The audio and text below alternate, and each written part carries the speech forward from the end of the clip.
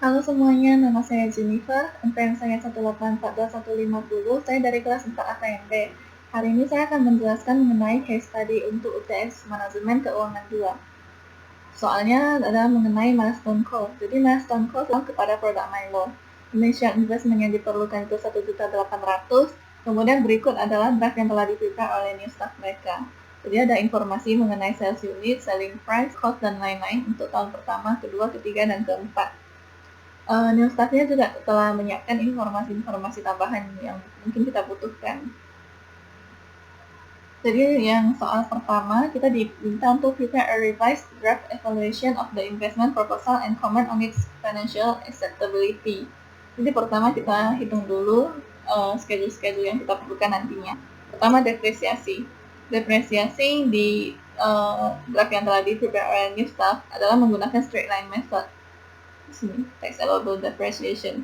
Sedangkan dari informasi tambahan yang telah dia sediakan, depresiasinya itu 5%. Jadi kita akan hitung mengenai reducing balance method.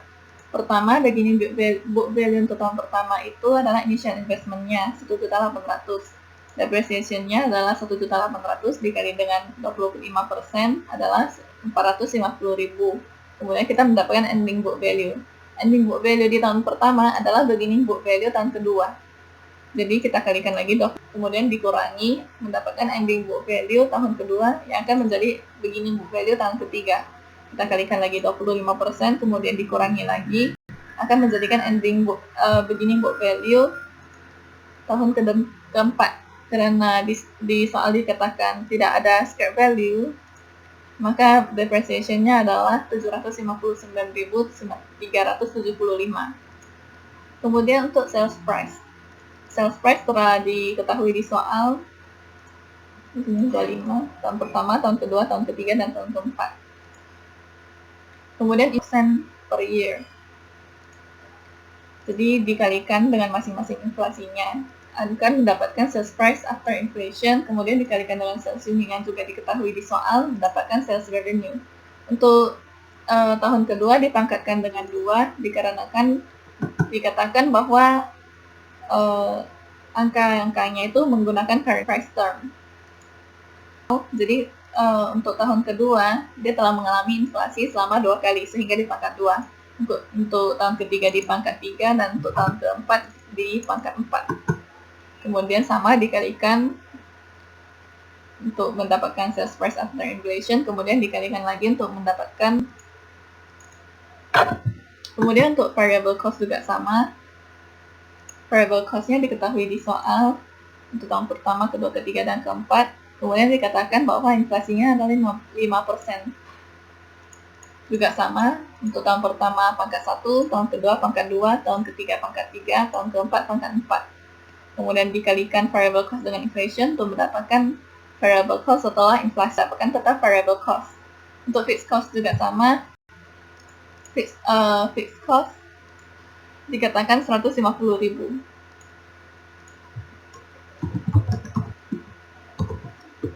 Inflasinya adalah 3%, diketahui di soal 3%. Kemudian untuk tahun pertama pangkat 1, tahun kedua pangkat 2, tahun ketiga pangkat 3, dan tahun keempat pangkat 4. Dikalikan untuk mendapatkan variable cost, fixed cost after inflation.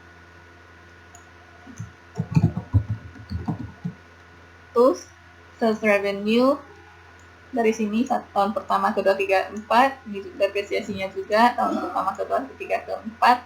Variable cost juga pertama, kedua, ketiga, keempat, dan fixed cost juga sama.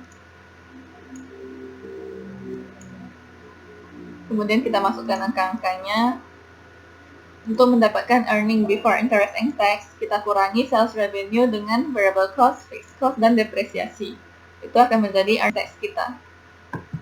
Kemudian dikatakan di soal bahwa tax yang berlaku adalah 22% per year dan di payable 1 year in arrears, yang berarti tax di tahun pertama akan dibayar di tahun kedua, tax tahun kedua dibayar di tahun ketiga, tax tahun ketiga dibayar di tahun keempat, dan tax tahun keempat dibayar di tahun kelima.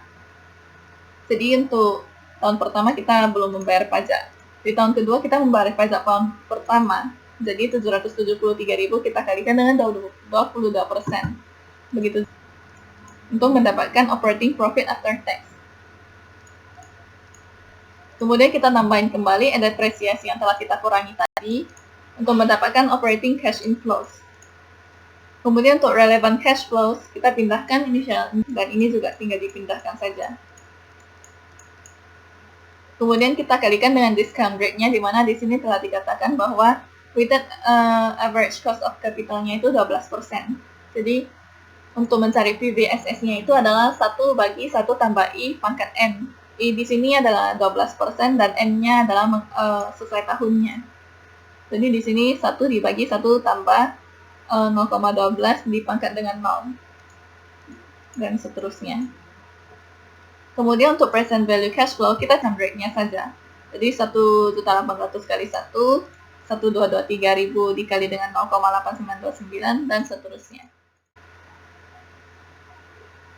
Kemudian untuk yang hanya saja draft ini dibentuk sesuai urutan dengan draft yang telah di-prepare oleh new staff tadi.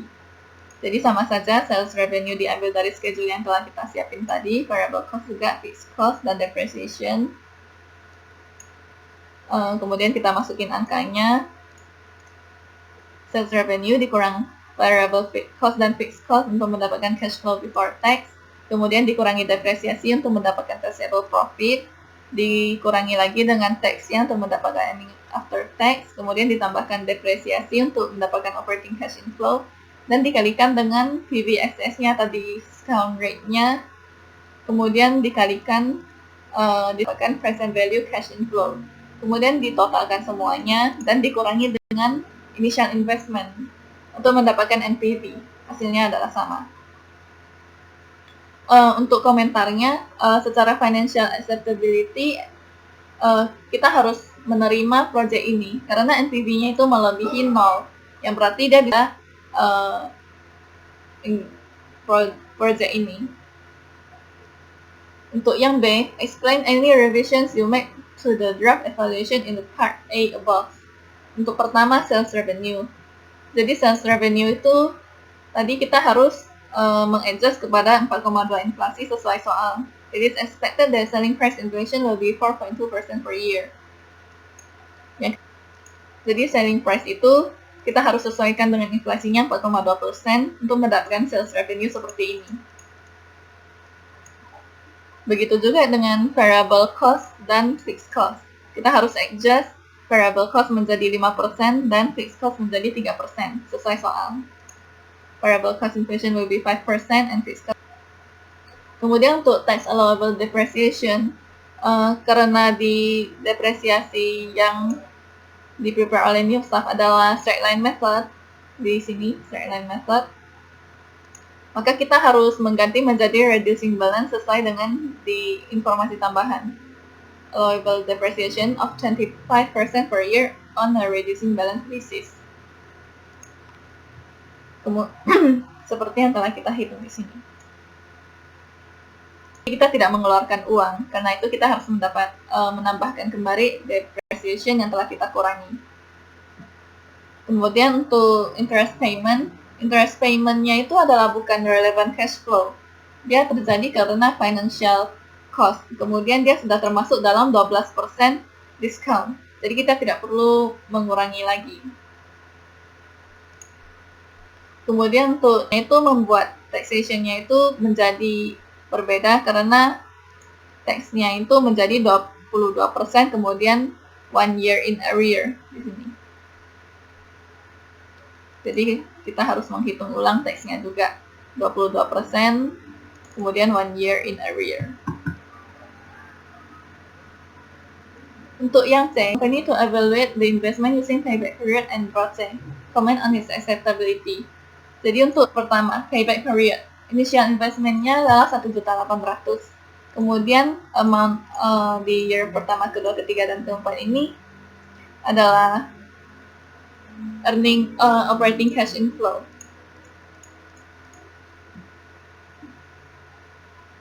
Jadi di tahun pertama kita mendapatkan cash inflow-nya itu 1.223, tahun kedua 1.062.215, tahun 97843, dan tahun keempat 1.814.869. kita ingin tahu di tahun keberapa kita sudah balik modal. Secara logika, balik modalnya itu di tahun kedua, 2 tahun.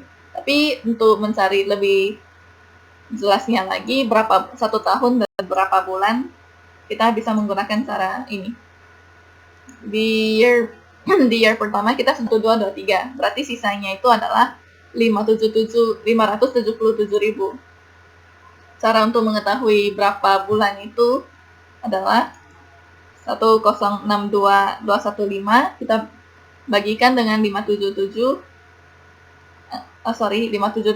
kita bagikan dengan 1062215, kemudian kita kalikan dengan 12 yang akan menghasilkan bagi average investment.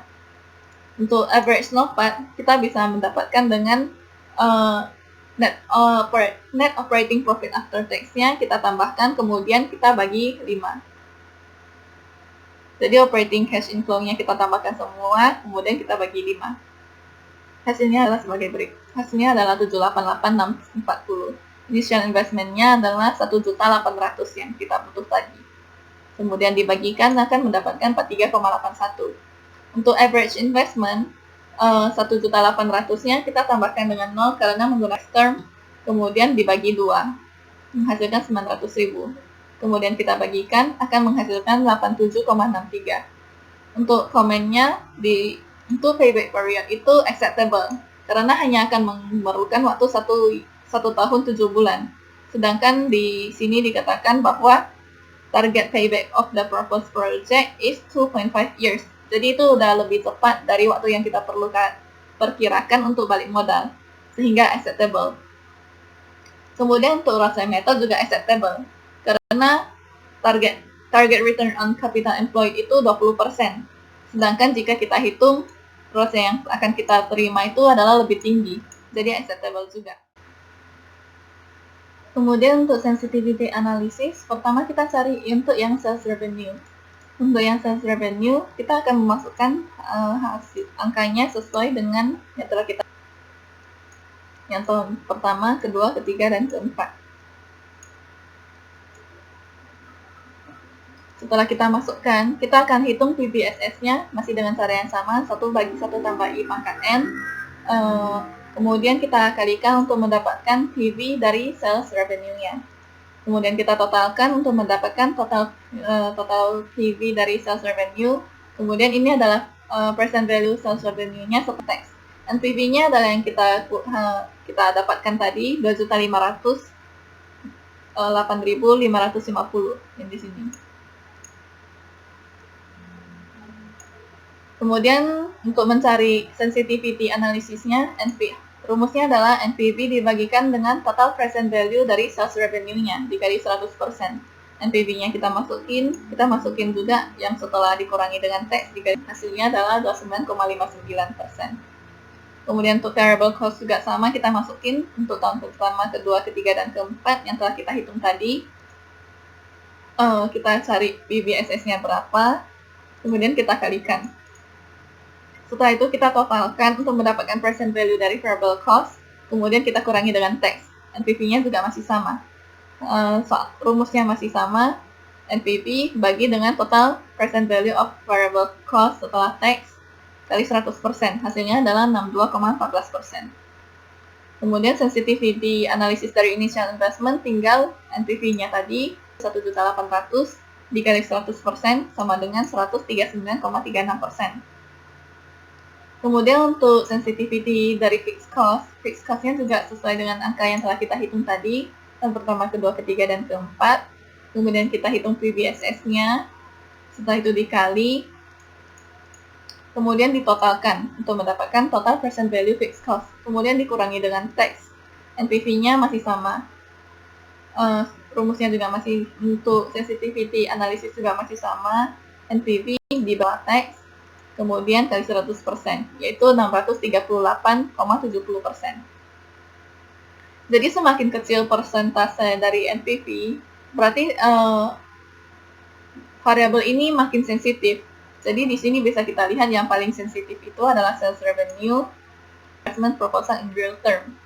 Jadi di saat kita mengkalkulasikan investment in real term, pertama kita harus mencari kita harus menghitung nominal cash flow, kemudian di-discount dengan inflation rate-nya. Di sini dikatakan 6%. Kemudian kita bisa mendapatkan real cash flow.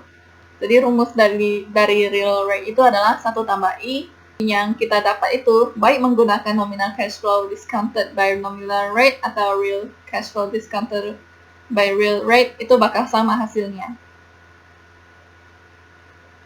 Kemudian yang F, company may face the capital rationing issue in its investment choice. Why do company face problems of capital rationing? Jadi capital rationing itu adalah